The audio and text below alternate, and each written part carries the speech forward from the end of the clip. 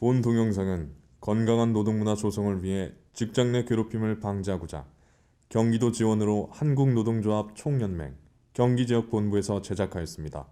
직장 내 괴롭힘 방지법 해설 동영상을 통해 건강한 조직문화 형성에 도움이 되시길 바랍니다. 네, 쉬고 돌아왔는데요. 이제 직장 내 괴롭힘 여부 판단 절차부터 2부 시작하도록 하겠습니다. 자, 그래서 직장 내 괴롭힘 여부 판단 절차가 이렇게 쭉 나와 있는데요. 글씨가 작아서 잘 안 보이실 것 같아서 이제 제가 설명을 드리면 일단 이렇습니다. 이제 판단 절차, 이게 보통의 회사에서 어떤 괴롭힘 신고가 구성원들로부터 들어오면은 어떻게 이제 처리를 할 것인가 하는 그 처리 절차입니다. 처리 절차가 이제 별건 아니고 이 지금 피해 직원이 주장하는 피해 사실이 실제 직장 내 괴롭힘에 해당하는가를 그 여부를 판단하기 위한 절차라고 보시면 되겠습니다. 근데 그 판단 절차가 하나는 인정이 된 사례가 있고 두 번째는 이제 불인정된 사례가 있었습니다. 자, 첫 번째 인정된 사례는요. 요약을 하자면은 육아휴직하고 이제 회사로 복직을 한 겁니다. 복직을 했는데 복직을 했지만 일을 제대로 주지 않는 거예요. 회사에서 허드렛 일만 시키고.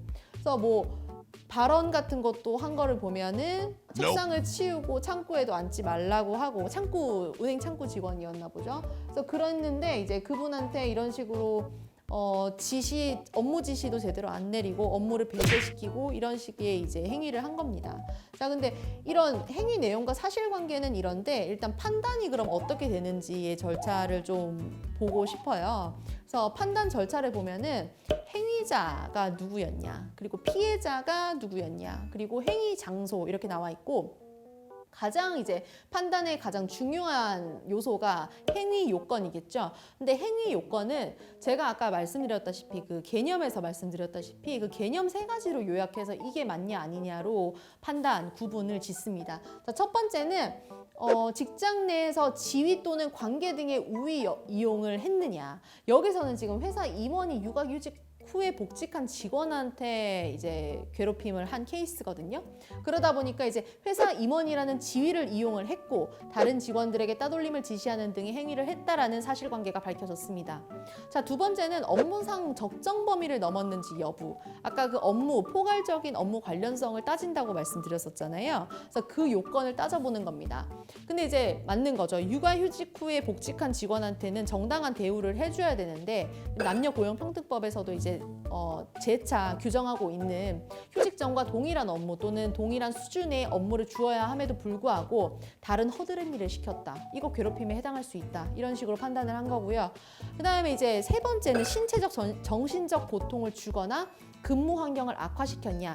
이거 보면은 정신적 스트레스가 그냥 사례를 들어도 어마어마했겠죠. 그래서 우울증을 앓았다고 합니다. 그래서 이제 견디다 못해 퇴사를 했는데 그렇게 해서 종합적으로 판단을 하다 보니까 이거는 괴롭힘에 해당하겠구나 라고 해서 괴롭힘에 해당한다 라고 판단이 된 케이스입니다. 자, 그래서 이렇게 괴롭힘 판단이 아까 말씀드렸듯이 세 가지 요건, 지위 또는 관계의 우위를 이용했는지, 업무상 적정 범위를 넘었는지, 그리고 고통, 신체적, 정신적 고통을 줘서 근무 환경을 악화시켰는지 이런 세 가지 요건을 전부 따져보는데요. 근데 이렇게 생각하시면 또 오해를 하실 수 있을 것 같아요. 이 세 가지 요건을 약간 우리 객관식 문제 풀듯이 첫 번째, 두 번째, 세 번째가 조금씩 다 들어가 있으니까 괴롭힘이야. 이게 아니라 괴롭힘을 판단할 때는 어쨌든지 간에 이런 정황 증거라든지 상황들을 전체적으로 종합적으로 검토를 합니다.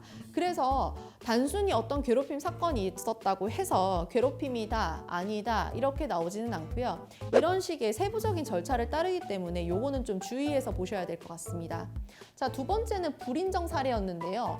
요거는 이제 디자인 회사에서 디자인 팀장이랑 그 디자인 하시는 직원분 간에 있었던 사례, 갈등 사례인데 요거는 괴롭힘으로 인정되지 않고 그냥 갈등 사례였다라고만 판단이 돼서 괴롭힘에 해당하지 않는다라고 했어요. 여기 보면 이제 사실관계에서 보시면 그 제품 디자인 회사다 보니까 디자인 보고를 계속해서 요청을 한 겁니다. 팀장님이 그 밑에 부하 직원한테 계속해서 그렇게 보고를 지시를 하니까 자기는 이제 생각했을 때 이 시안이 맞는데, 그래서 여러 번 보고를 했음에도 불구하고 계속 거절 당한 거죠. 그게 이제 업무상 질책이 너무 과도해서 나 스트레스 받았다, 괴롭힘이다 라고 신고를 하신 케이스인데, 근데 이 상황에서는 지금 종합적으로 판단했을 때 업무상 적정 범위를 넘었다고 보지 않았어요. 그러니까 팀장으로서 회사가 이제 공동으로 창출하고자 하는 목표를 달성하기 위해서 필요한 응당한 조치를 취했다. 그러니까 업무상 질책 역시 필요한 조치였다라고 판단을 했기 때문에 이것 자체로는 괴롭힘에 해당하기 조금 어렵다라고 판단한 케이스입니다.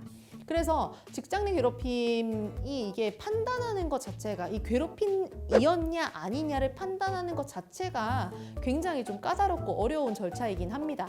그렇지만 여러분들도 이 괴롭힘인지 아닌지를 어떻게 구분하는지 또는 어떻게 판단하는지 이 기준에 대해서는 알고 계셔야 될 것 같습니다.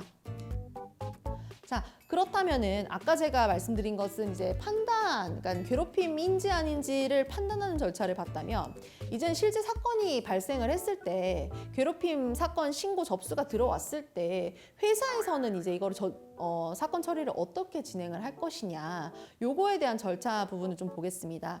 일단 사건이 접수되면은 상담을 진행을 하고요, 회사에서. 그다음에 조사를 하고, 그다음에 괴롭힘 사실 확인, 아까와 같은 그 판단 절차를 통해서 이제 사실 확인을 하고 조치를 취하고 하는 단계로 이루어지고요. 마지막에 이제 모니터링까지 이루어지도록 되어 있습니다. 일단 10인 이상 사업장 같은 경우는 직장 내 괴롭힘 관련 규정이 취업 규칙에 다 규정이 되어 있어요. 그 취업 규칙을 보면은 아마 사건 처리 절차가 세부적으로 나와 있을 텐데요. 여러분들이 다니고 계신 회사의 취업 규칙을 한번 살펴보실 수 있다면 좀 규정집을 좀 살펴보시기 바랍니다. 사건 처리 절차는 보통은 이렇게 진행됩니다. 직장 내 괴롭힘을 신고하는 당사자가 사건을 접수를 하면요, 그 담당 이제 인사팀 직원이라든지 총무과 직원이라든지 이런 분들이 신고인 또는 피해자 상담을 통해서 사건 개요나 피해자 요구 사항을 좀 파악을 합니다. 자, 이게 괴롭힘이요, 당사자가 신고를 하실 수도 있는데요. 두 번째는 당사자 아닌 제3자, 당사자 아닌 사람이 하실 수도 있습니다.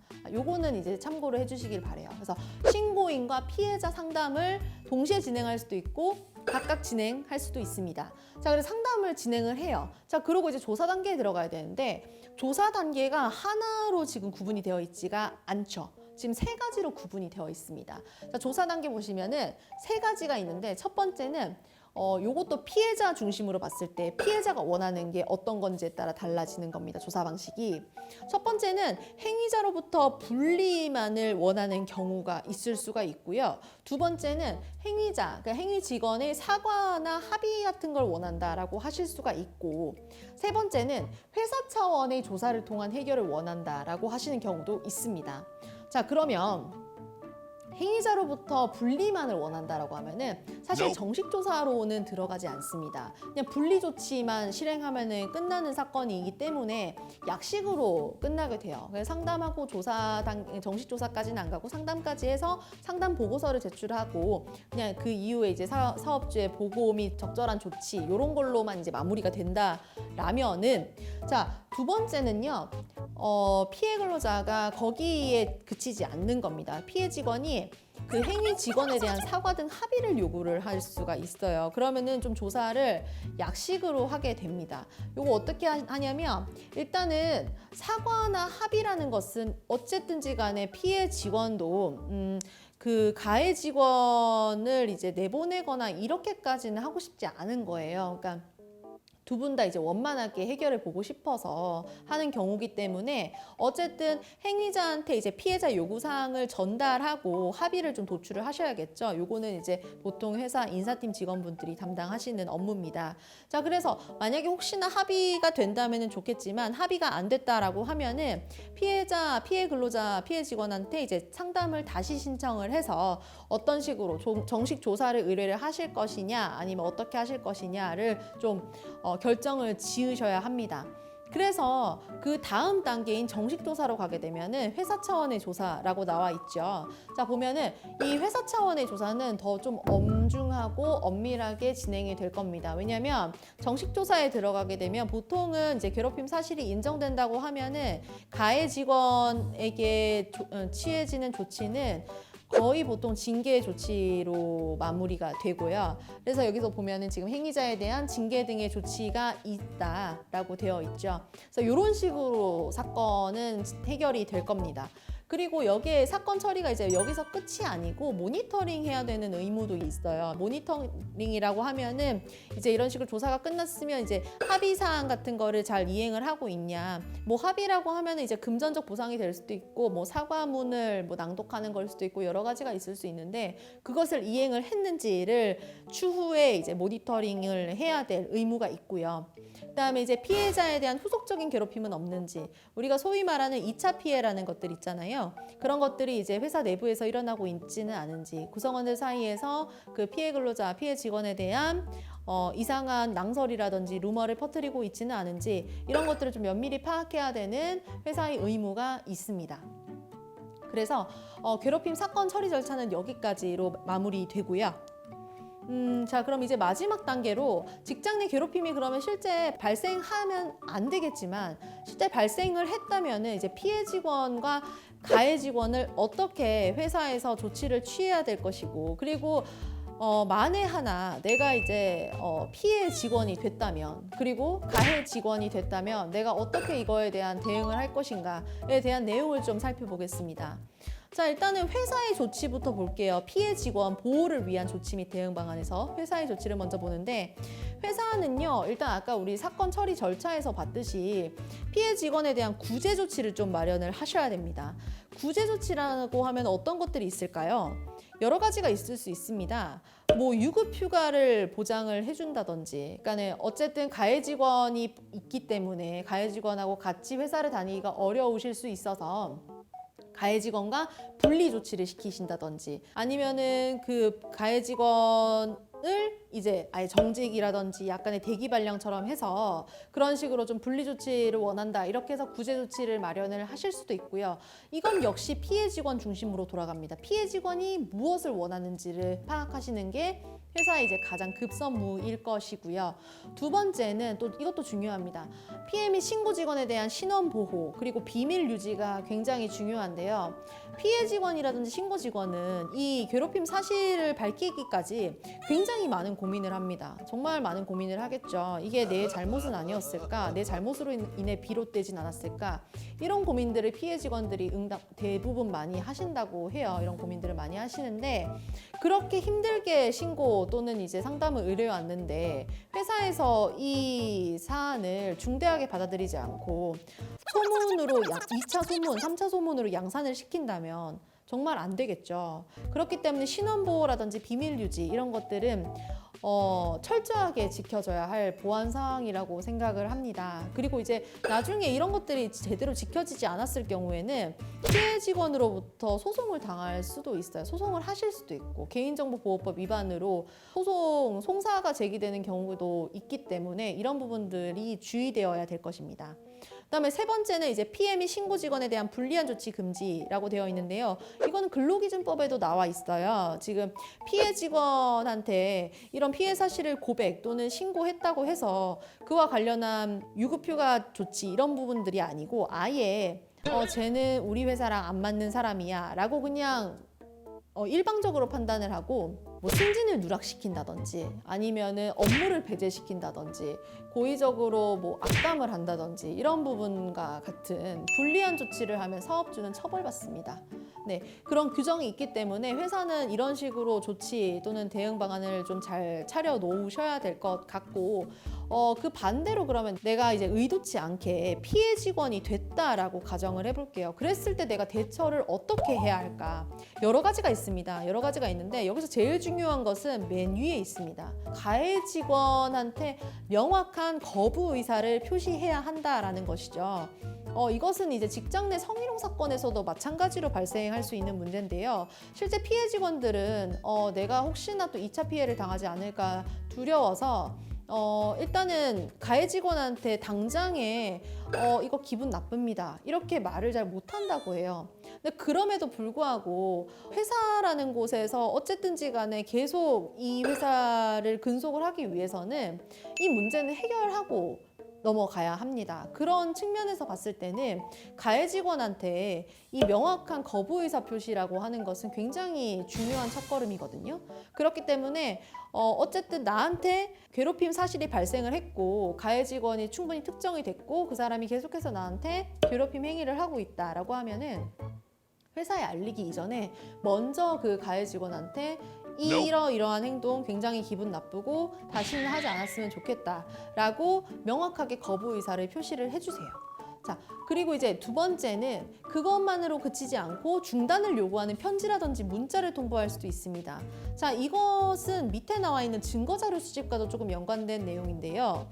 중단을 요구하는 편지 또는 문자 이런 것들은 아무래도 이제 피해 직원 입장에서는 괴롭힘 신고를 그냥 말로만 했을 때는 증거 능력이 조금 떨어질 수가 있기 때문에 증거를 좀 모으고 싶어 하실 거예요. 물증, 그러니까 보이는 증거를 찾고 싶어 하실 텐데 그랬을 때 이제 제일 좋은 게 뭐 녹취가 가장 좋기는 하지만 내 목소리와 상대 목소리가 같이 들어간 녹취가 가장 좋긴 하지만 녹취가 좀 힘들다라고 하시면 중단을 요구하는 편지라든지 문자를 좀 남겨놓는 것도 하나의 방법이 될 수 있습니다.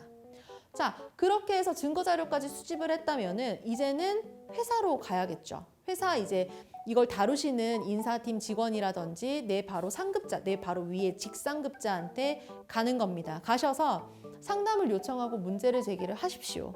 이거와 관련해서 내가 스트레스를 받아서 이제 회사를 정말 그만두고 싶은 지경에까지 이르렀다. 피해 사실에 대해서 내가 지금 이렇게 고백을 하는데 이거에 대해서 조사를 의뢰한다 라고 얘기를 하십시오. 이렇게 문제 제기를 하시는 게 중요하고요. 그리고 이제 마지막으로는 해결 절차 진행 중에 좀 가해 직원하고는 분리를 하고 싶다, 분리돼서 지금 일을 하고 싶다라고 해서 분리 요청도 가능하십니다. 자, 근데 여기에 어떤 분들은 이 이제 슬라이드를 보고 빠진 게 있다라고 얘기를 하실 수도 있을 것 같아요. 어떤 거? 뭐 노동부에 신고할 수도 있잖아요. 이렇게 얘기하실 수도 있고 또는 뭐 국가인권위원회 이런 데 가면 되지 않나요? 라고 얘기를 하실 수도 있습니다. 네, 둘 다 맞습니다. 그런데 자, 이걸 한번 생각해 볼게요. 직장 내 괴롭힘을 어쨌든지 간에 내가 당하게 되면 너무 분하고 스트레스 받는 일이겠죠. 그래서 일단 정말 너무 회사를 가기 싫을 겁니다. 그렇다고 하더라도 어쨌든 당장에 이직이 어렵거나 아니면 경제적 손실이 있을 수도 있기 때문에 당장 사직을 결정하기보다는 저는 좀 사직서 제출은 조금 미뤄 두시고 하시는 게 좋다고 생각을 해요. 왜 이 얘기를 노동부 얘기하다가 이 얘기를 하냐면 노동부에 바로 달려간다, 노동부에 바로 신고를 한다 이러면은 아무래도 이게 진짜 현실적인 이야기인데 아무래도 회사에 계속 다니기가 조금 힘듭니다. 그렇죠. 재직 중에 회사를 상대로 내가 뭘 신고를 한다 이러기가 정말 큰 용기를 가지고 있지 않으신 분들 외에는 조금 힘드실 것 같아요. 그래서 제가 좀 추천드리고 싶은 방법은 앞서 말씀드린 상급자한테 상담 요청하고 회사에 문제 제기를 했는데도 불구하고 회사가 지금 말씀드린 회사의 조치, 여기 지금 작성된 뭐 구제조치 마련이라든지 신원보호라든지 이런 걸 전혀 해주지 않는다, 회사가 나를 보호해주지 않네 라고 확신이 든다면 그때 노동부라든지 이런 외부 유관기관에 가시는 겁니다. 가셔서 신고를 하시는 걸 추천을 드리고, 먼저는 일단 직장 내 괴롭힘 방지법의 취지 자체도 그런 겁니다. 회사 안에서 내부적으로 좀 해결을 좀 해라 라는 것이 일단은 제일 큰 취지이기 때문에 어떻게 보면은 괴롭힘 사실 자체가 굉장히 고통스럽고 힘든 일이긴 하지만 어쨌든 회사 안에서 좀 해결이 가능하다면 그런 식으로 먼저 1차 해결을 봐보시고 그게 안 된다라고 하면은 외부 기관에 도움을 손길을 요청하는 것도 방법이라고 생각이 됩니다. 자, 그리고 이제 마지막입니다. 직장 내 괴롭힘 가해 직원이 됐을 때, 가해 직원이 생겼을 때 회사는 어떻게 조치를 해야 되고 가해 직원이 됐을 때는 내가 어떻게 대응을 해야 되는지. 자, 그럼 먼저 회사의 조치를 먼저 보겠습니다. 회사 조치는요, 어쨌든 근로기준법상에 피해 사실이 입증이 되고 괴롭힘 사실이 있었다고 확증이 된다면은 그와 관련한 적절한 조치를 하게 되어 있어요. 그 적절한 조치라고 하면은 여러 가지가 있을 수 있지만 보통은 징계 조치 등으로 요약이 됩니다. 그래서 인사 조치죠. 뭐 대기 발령이라든지 뭐 이렇게 인사위원회를 개최를 했을 때 정직이라든지 또는 뭐 해고라든지 이렇게까지도 이어질 수가 있고요.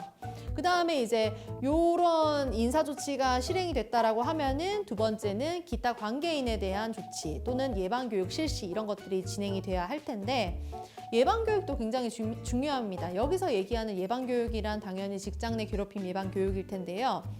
이런 사건이 발생을 하면은 뭐 다들 이렇게 생각하실 수가 있어요. 뭐 소유권 외양간 고친다 이렇게 얘기를 하실 수도 있는데 그거라도 하셔야 되는 것이 회사의 의무입니다. 그래야 이제 이런 사건들이 재발되지 않을 수가 있고 그리고 이제 기타 관계인에 대한 조치 요거에 대한 것은 이런 일단 사건이 발생했을 때 회사는 엄청 어떻게 보면은 작은 집단이기 때문에 소문이라는 게 굉장히 빠르게 돌잖아요. 그랬을 때 이제 관계 뭐 조사를 담당했던 직원이라든지 아니면 그런 걸 신고했던 사람이라든지 뭐 이런 얘기를 들은 사람이라든지 그런 사람들한테 좀 비밀유지 서약서 같은 거를 이제 받는다든지 이런 부분들의 조치를 좀 취해서 최대한 이런 문제들이 재발하지 않도록 하는 것이 회사의 조치로 집약이 될 수 있을 것 같고요. 자, 그렇다면 이제 가해 직원은 어떻게 대응을 해야 되냐? 요거는 이렇게 얘기를 드릴 수 있을 것 같아요. 뭐 어쨌든 성희롱 사건이라든지 괴롭힘 사건이라든지 둘 다 마찬가지로 행위자의 의도와는 전혀 관계가 없거든요. 그러니까 행위자는 뭐 나는 진심이 아니었고 고의가 아니었고 이런 내용은 사건에 들어가면은 받아들여질리 만무합니다. 그래서 내가 생각했을 때 의도치 않게 만약에 가해 직원이 됐어요. 괴롭힘 가해 직원이 됐다. 이러면 대응 방안은 가장 중요한 거. 아까 피해 직원이 가해 직원한테 중단을 요구하는 거. 거부 의사표시하는 거 이것만큼 중요한 것이 그 즉시 사과하는 겁니다. 거부 의사표시를 못했더라도 그 나중에 이제 피해 사실이 입증이 돼서 내가 가해 직원으로 지목이 됐다면 그때 그 즉시 사과하는 것이 굉장히 중요합니다. 자, 그렇다면 사과를 하는데 사과는 어떻게 하는 사과가 좋은 사과일까요? 사과는 그냥 미안합니다. 죄송합니다. 한마디로 끝내는 것이 아닙니다. 이런 사건에 들어가면 실제 있었던 일들이 많은데 사과를 제대로 못 하셔서 괴롭힘 사건이 나중에 이제 뭐 민사라든지 형사소송까지 불사하게 되는 경우가 간혹 있어요. 그래서 이제 사과하는 방법을 좀 알려드리면 사과는 일단 정확히 대상이 특정이 돼야 되고요. 그리고 사과하는 이유에 대해서 명시를 해주셔야 되고 그리고 앞으로 어떻게 재발 방지를 하겠는지 본인의 반성이라든지 참회 이런 것들이 들어가야 좋은 사과입니다. 그래서 예컨대 이런 거죠. 어떤 괴롭힘 사실이 있었다라는 거를 본인이 알게 되었고 그분이 이제 사과 요구를 했을 때 내가 그냥 단순히 그냥 미안하다 라고 한마디 던지는 것이 아니고 내가 당신한테 어떠한 행동을 했고 그때 본인이 이제 기분이 나빴다라고 얘기를 했고 나는 그거에 대해서 인지를 못했지만 지금에 와서 인지를 하고 내가 그 행위를 했다라는 것에 대해서 인정을 한다. 그거에 대해서 굉장히 미안하게 생각을 하고 있고 앞으로도 이 관련해 가지고 반성을 하고 다시는 이런 일이 발생하지 않도록 본인 스스로 참여하고 반성하고 앞으로 직장 생활을 더 열심히 하려고 한다라고까지 마무리하는 것이 바람직한 사과입니다. 그래서 사과 방식도 굉장히 좀 고민을 많이 하셔야 될 것 같아요. 가해 직원으로 특정이 된다라면은. 자, 그리고 두 번째는요. 피해 직원의 요구 사항을 이행하시는 겁니다. 자, 피해 직원의 요구 사항은요. 여러 가지가 될 수 있어요. 근데 가장 이제 피해 당한 직원분들 요구하시는 거, 원하시는 거가 뭔지 좀 살펴보면 첫 번째는 사과고요. 진심 어린 사과를 원하시고요. 두 번째는 이제 뭐 사과로 끝나지 않고 나한테 사과하는 걸로 그치지 않고 뭐 전 직원들 앞에서 나에 대한 사과를 해라 이렇게 하시는 분들도 간혹 계시고요. 아니면은 그거에 그치지 않고 뭐 금전적 보상까지도 원하시는 분들이 간혹 계십니다. 근데 그런 요구 사항들이 적정하다고 생각이 들면은 그 즉시 실행하시는 것이 좋고요. 그게 이제 바로 그 괴롭힘 상황을 좀 빠르고 신속하게 진화하실 수 있는 방법 중에 하나라고 생각이 됩니다. 그래서 요구사항은 이행하시는 것이 좋다라고 말씀을 드리고, 마지막으로는 징계 처분. 징계 처분이 있을 수 있다고 말씀드렸잖아요. 회사로부터 어떤 징계 처분이 나왔다라고 한다면 그 징계 처분이 합당하다고 생각이 되면 그걸 수용을 하십시오. 괴롭힘 행위도 여러 번 반복이 됐다면은, 또는 이게 괴롭힘 사실이 누차 반복되었고 수개월 또는 수년 동안 이게 쌓여온 것이고, 또는 중책을 맡고 있는 회사 내부에서 굉장히 이제 직급이나 직위가 높으신 분이 그런 이제 괴롭힘 사실을 자행을 했다라고 한다면은 실제 해고까지도 이어질 수는 있습니다. 다만 그에 미치지 않는 뭐 정직이라든지 뭐 대기발령이라든지 아니면 감봉이라든지 이런 것들, 비교적 가벼운 징계 처분이 나왔을 경우에는 좀 이것을 받아들이고 수용하셔서 반성의 기회로 좀 삼으시면 좋으실 것 같아요. 그래서 이런 식으로 가해 직원이 됐을 때는 내가 고의였든 고의가 아니었든 간에 어쨌든 대응을 하셔야 되기 때문에 이런 대응 방안들을 조금 알려드렸습니다. 자, 그렇다면 오늘 직장 내 괴롭힘 예방 교육은요, 여기까지로 하고요. 혹시 더 뭐 궁금하신 사항들이 있으실 수 있는데, 가장 좋으신 거는 직장 내 괴롭힘이 발생을 했을 때 가장 필요한 것은 일단 먼저는 우리 회사 규정에는 어떻게 지금 규정이 되어 있는지, 그러니까 취업 규칙을 좀 많이 살펴봐 주시기를 바라고, 그리고 실제 문제가 발생했을 때 절대 숨지 마시고 회사에 먼저 도움을 요청하시는 것이 가장 필요하겠고, 가해 직원이 됐을 때는 제가 아까 말씀드렸듯이 즉시 사과하시는 거 가장 중요할 것 같습니다. 자, 그러면 오늘 직장 내 괴롭힘 예방 교육은 이것으로 마치도록 하겠습니다. 감사합니다.